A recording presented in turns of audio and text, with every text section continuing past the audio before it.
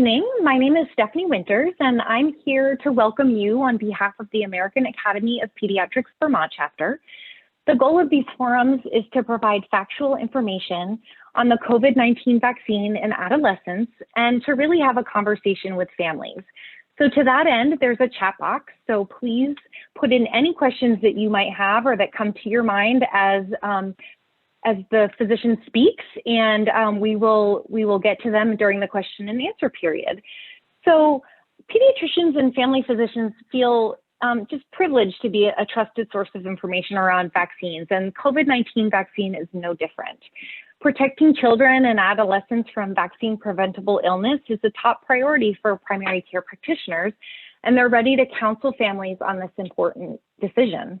With that, I'll introduce Dr. Jill Blumberg, family physician at White River Family Practice, and thank you for being with us tonight, and I will turn it over to you to present.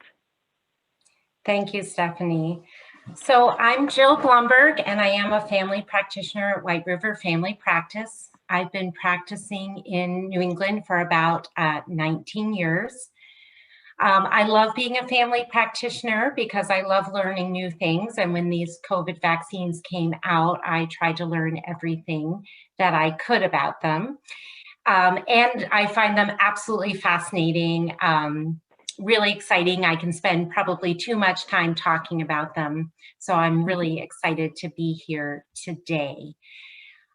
My personal family consists of myself, my husband. I have two children, ages 17 and 20, so a little bit older than this age group, and my father, who is in his 80s. So when I had the chance to get vaccinated, I was really very excited. But I have to say that as each member of my family has had the chance to get vaccinated, it has felt better and better. So with each vaccine, the first dose, the second dose, and then waiting those 14 days, I felt a burden lift from me, and it has felt really, really good. So the most recent member of my family to get vaccinated is my 13-year-old nephew who lives in Alaska, and he just got vaccinated Saturday, and that was very exciting as well. When I was thinking about talking tonight about these COVID vaccination, I was thinking about a presentation I gave my office in January. And I got so into these vaccines. And so I asked my oldest daughter, Emily, I said, quiz me, ask me anything you want to know about vaccines. Ask me about how they were made. Ask me about how they work. Ask me about the phase 1, 2, and 3 trials and the safety stuff. And she looked at me and she said, Mom, I don't want to know any of those things. She said, the only thing that I want to know about the COVID vaccine is when can I get it and when can my life return to normal? And so as I was thinking about this today, I was like, oh, I finally have an answer for Emily. That the vaccines are available basically now to anybody who's over the age of 12. They are readily available and you can get them whenever you want. And that the vaccines have been really, really remarkable at letting us return to a normal life, beginning that process. So let me share with you some stuff that was put together by the Vermont chapter of American Academy of Pediatrics, and we'll go through it. Okay, so we're going to go through this briefly. We'll talk about COVID in children. We'll talk about other concerns like mental health concerns for children and adolescents. There's a wonderful video from the American Academy of Pediatric Vermont chapter president, and we'll let her talk to you about the vaccines. And hopefully at the end of it, we'll have a chance to answer any questions that might come up let you be comfortable with these vaccines and maybe fascinated with them as well.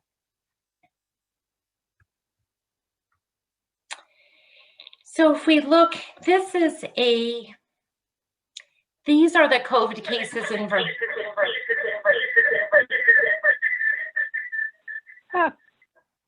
These are the COVID cases by age group in Vermont. And the interesting thing to note here is that of the population, the group with the greatest cases are ages 20 to 29, and the second age group is age 10 to 19.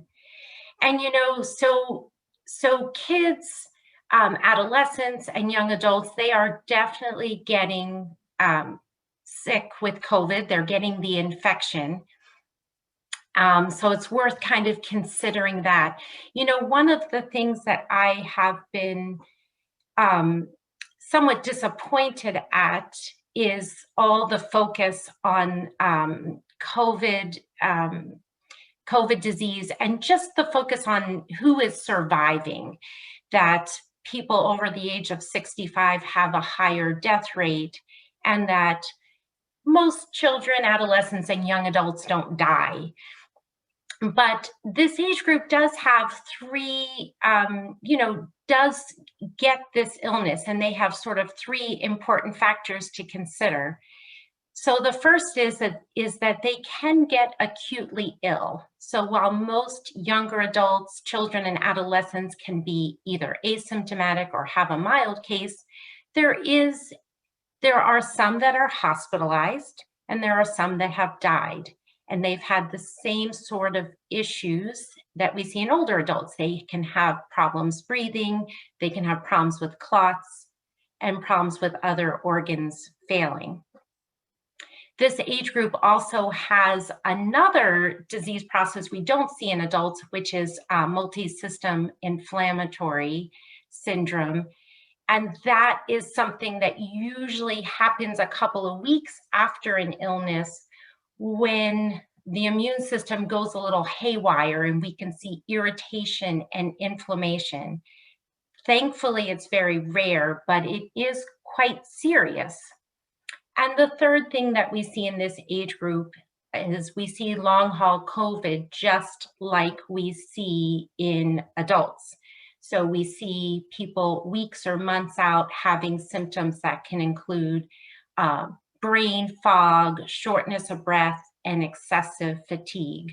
So when we look over here and we're thinking about how many cases are coming in the 10 to 29 age group, we really need to say, that there's some real health concerns that can come with it.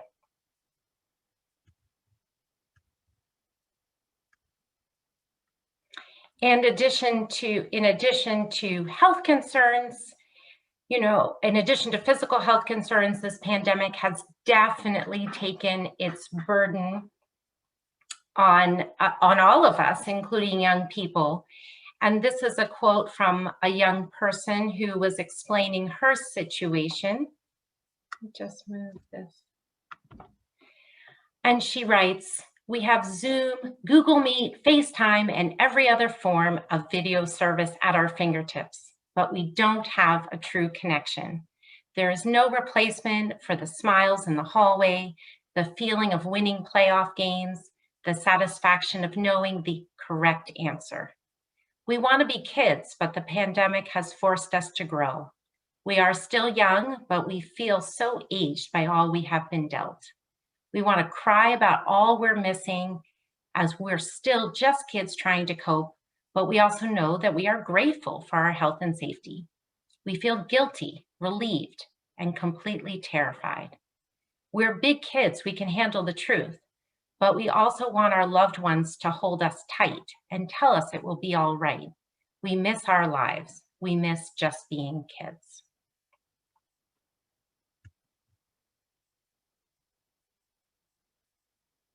Okay, so this is the message. Hi there, I'm Becca Bell. I'm a pediatrician in Burlington and the current president of the Vermont chapter of the American Academy. Oh, I'm sorry. Hi there, I'm Becca Bell. I'm a pediatrician in Burlington and the current president of the Vermont chapter of the American Academy of Pediatrics. And I'm just going to take a few moments to talk about how excited we are as pediatricians that the COVID-19 vaccine is available for young people now. So I'm a pediatric intensivist, which means I take care of children in the pediatric intensive care unit at UVM Children's Hospital. And I take care of infants, children, and adolescents who are critically ill or injured. And so vaccines are something that have always been really important to me because they help prevent a lot of the very serious illness I sometimes see in the ICU when children are too young or haven't been vaccinated against a vaccine preventable infection. And when I think back to last spring when everything was shutting down and I was working with some of my other ICU colleagues who care for adults, and we were really worried about the number of ventilators and the number of hospital beds. If you had told me then a year ago that we would have a number of safe and effective vaccines that in trials, when tested on tens of thousands of people, prevented people from not just dying, but even becoming seriously ill enough to even be in the hospital, I don't know if I would have believed it. It's amazing how effective these vaccines are. And a lot of people are wondering, how are we able to get these vaccines so quickly? It seems like quite a feat. And, in pediatrics, we're used to vaccines taking a little bit longer. And part of that is that there's a lot of competing interests in terms of what type of research and technology gets funded, right? Lots of competing interests there. And when we test vaccines on other types of infections, usually those infections aren't as common, aren't as prevalent. And so it takes a while to get all that data. But with COVID-19, as we all know, the world stopped last spring, just completely stopped.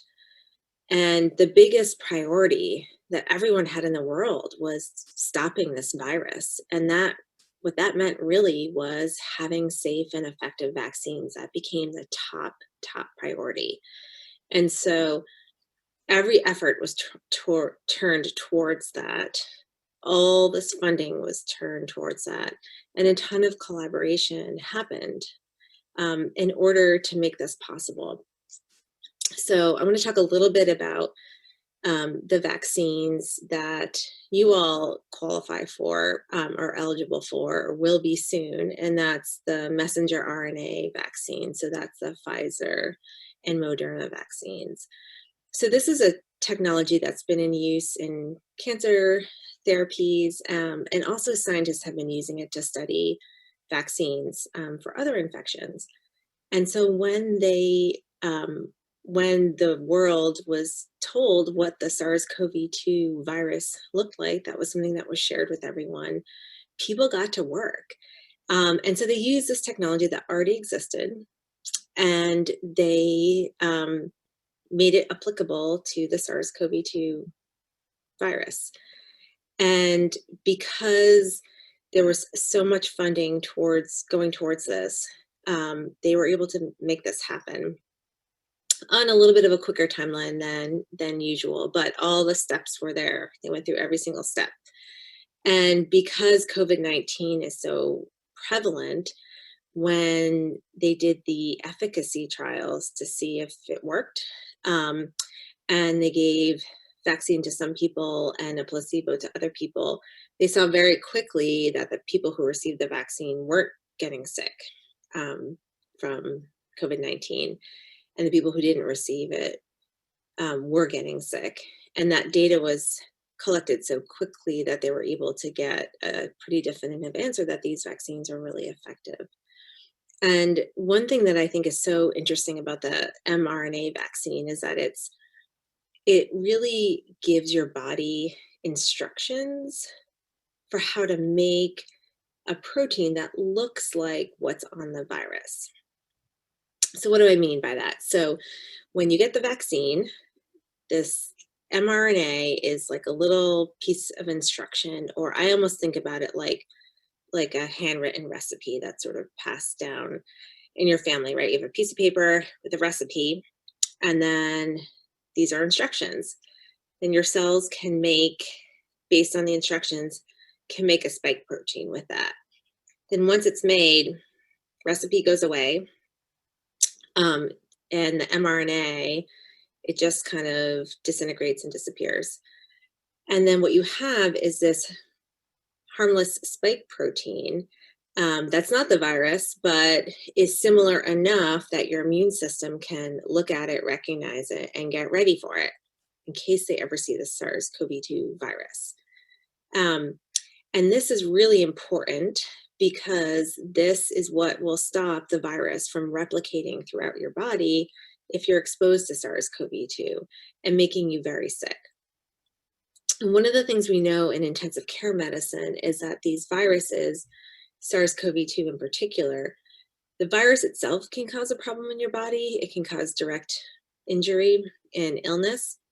But the other problem is on the other end, when your immune system is trying to fight off that virus, that battle that happens can create a ton of inflammation and a lot of problems and a lot of illness. So it's that back and forth between it's the virus and your immune system. When you get exposed to the virus, when you get sick, that can make you really sick. Now, in someone who's been vaccinated, instead, their body sees the virus and their immune system's already ready. They already have the antibodies. They recognize it really quickly before the virus can kind of get out of hand. And they've got the cells ready that they know they need to fight off this virus. And that's why people aren't getting very sick. They're not dying. And if anything, they might have a mild cold after being vaccinated.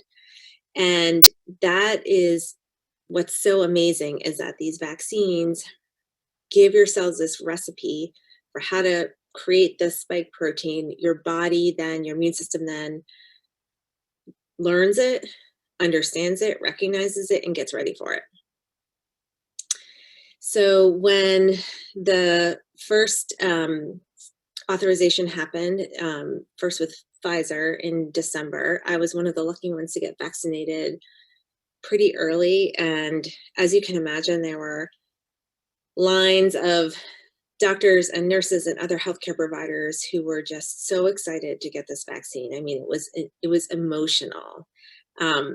I felt emotional getting the vaccine for the first time, knowing that I was protecting my body.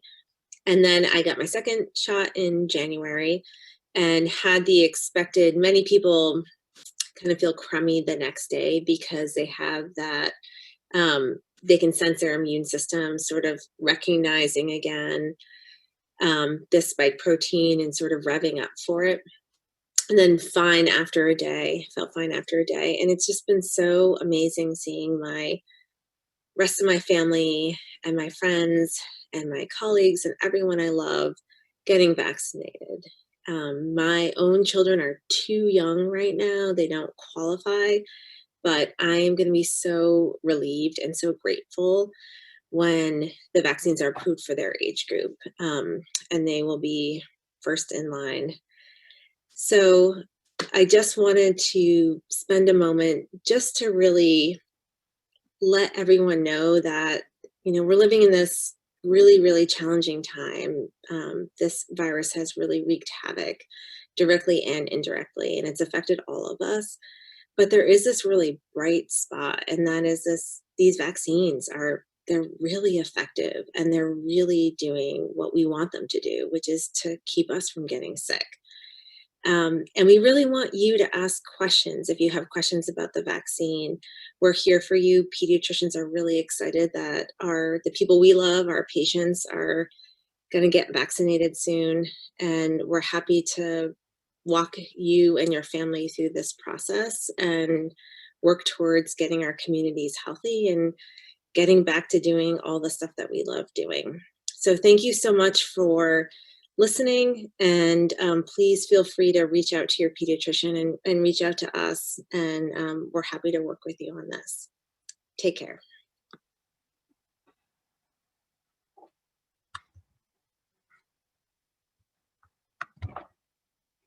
So Stephanie,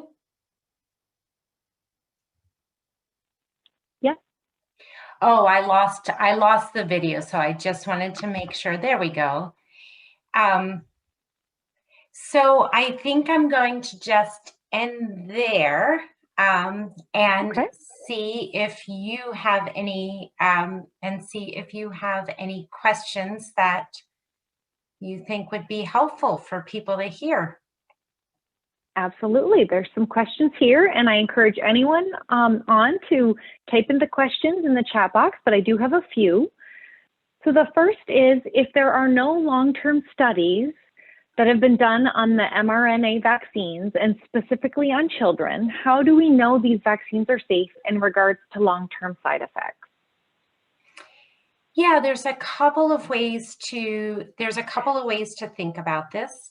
So the first is that just to look historically, that vaccines don't cause long-term side effects. So if we look at any of the ones that we're more familiar with, like ones that we've all gotten, tetanus, measles, mumps, rubella, there's no history of any of these causing long-term side effects. And when we think about side effects related to vaccines, we are really thinking about effects that we can see in 2 to 3 weeks, up to 6 weeks period of time. Now, as Dr. Bell explained, like these mRNA vaccines are really fascinating too, because again, every component of the vaccine actually leaves our body really, really fast. So when we think about what's in them, well, it's a fat droplet and it has a little piece of messenger RNA, and there's a little bit of salt and sugar and water in this vaccine, and other fillers that are really common in over-the-counter medicines. And so the mRNA, the messenger mRNA that our body uses to make that spike protein, that actually goes away within a day, and there's just nothing left of it. And our body has made this protein so our immune system can start to recognize it. But that protein is made with building blocks of material that exists in our own body, and that protein also goes away. So when we think about it, there's just nothing left of that vaccine other than our body's response. And that's one of the reasons that we feel really confident that there's not a plausible way that you could have long-term side effects. There's just nothing there. Great, that's really helpful. The next question is, I have a child with a lot of allergies and have had a past diagnosis of a neuroinflammatory condition. Can they get the vaccine with limited risk of negative side effects? Yeah, absolutely. Absolutely. So in fact, we would recommend that they would get the vaccine. Great. Will folks need to get revaccinated, and do we have an estimate for how frequently, or are we still in the wait and see period? Yeah, I think there's 2 reasons why we could need to get revaccinated. The first is, does our body's memory or immunity to the vaccine, does it go away over time? And so far, the answer has been that it's looking really good 6 months out.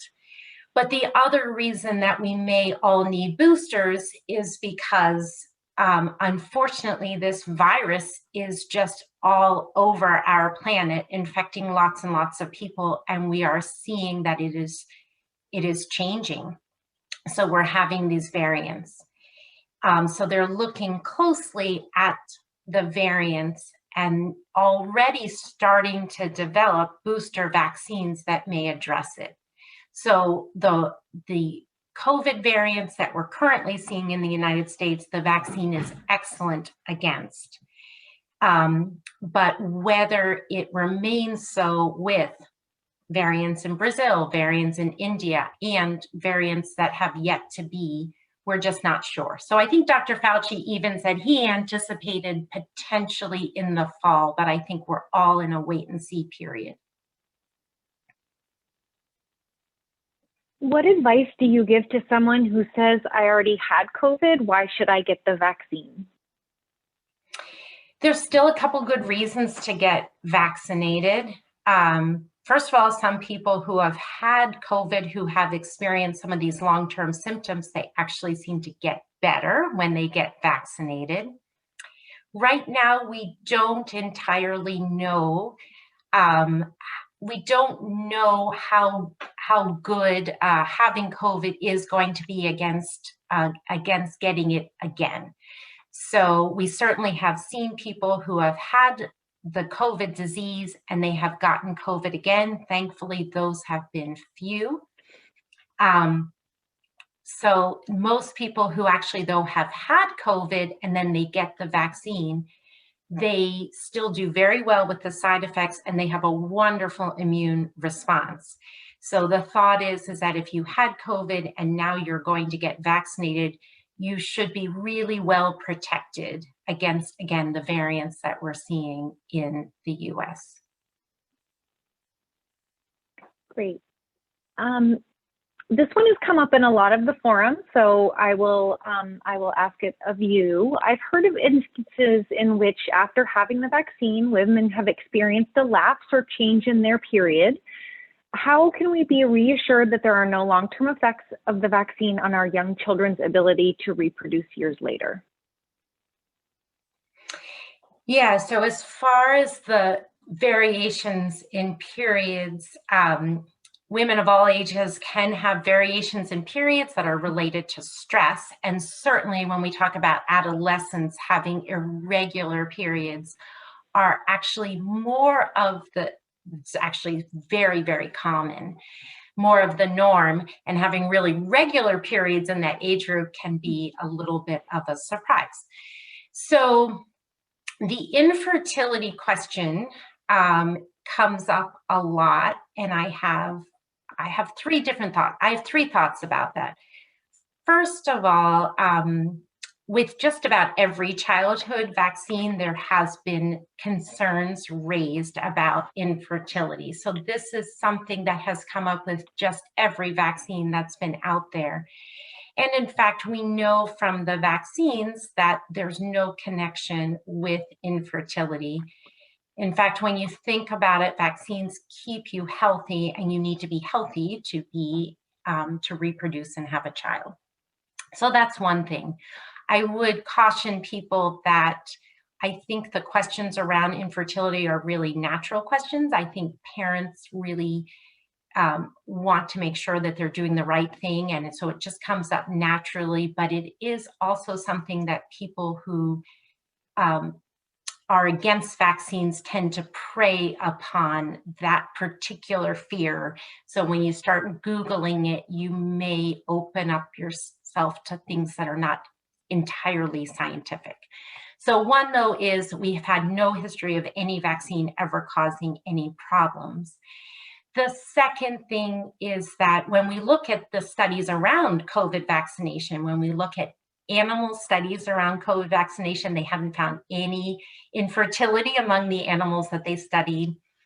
Interestingly enough, when they did the initial Pfizer vaccine in the fall, and they were really focusing on non-pregnant women and men, they ended up with some pregnancies nonetheless in the course of vaccination. And the last thing that they're looking at is they put in a special monitoring system for the COVID vaccine, and this is called V-Safe.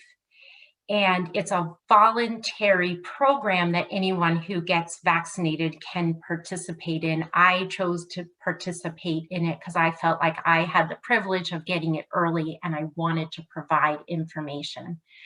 Well, through that system, they're actually following all sorts of things, including they've had tens of thousands of pregnancies. So they're actually using that system to kind of take a look at how people do through pregnancy.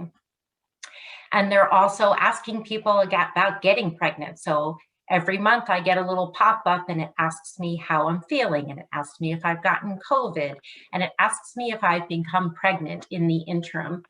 So in the animal studies and in the the original studies and in this V-Safe, there's been no indication of any fertility issues or any pregnancy issues whatsoever. So that's reassuring.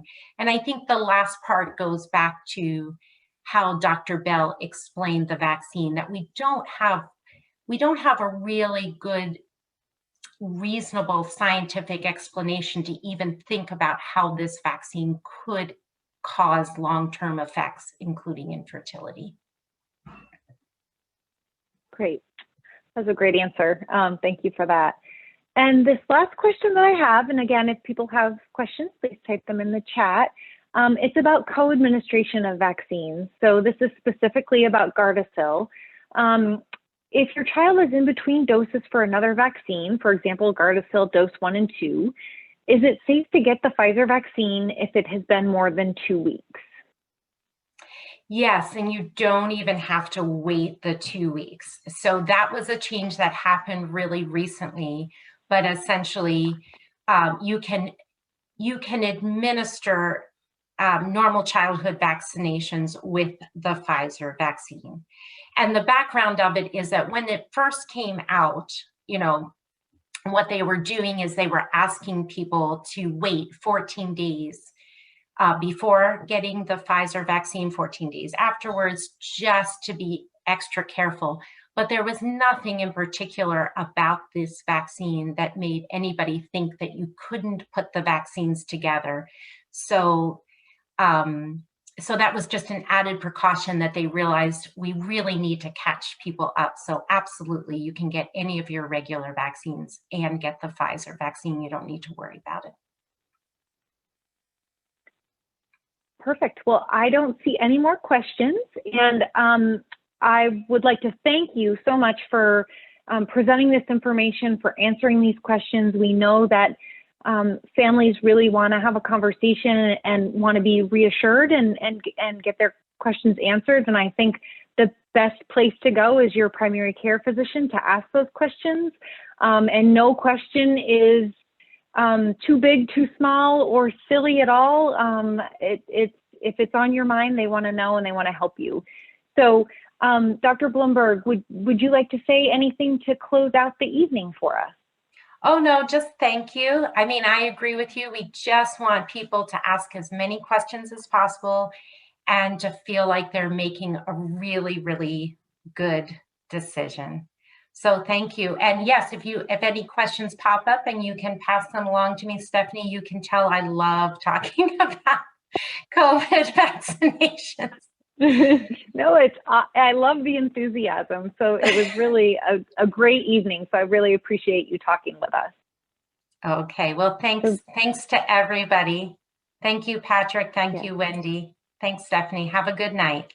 Yes, you too. Thank you all. Bye-bye. Bye-bye.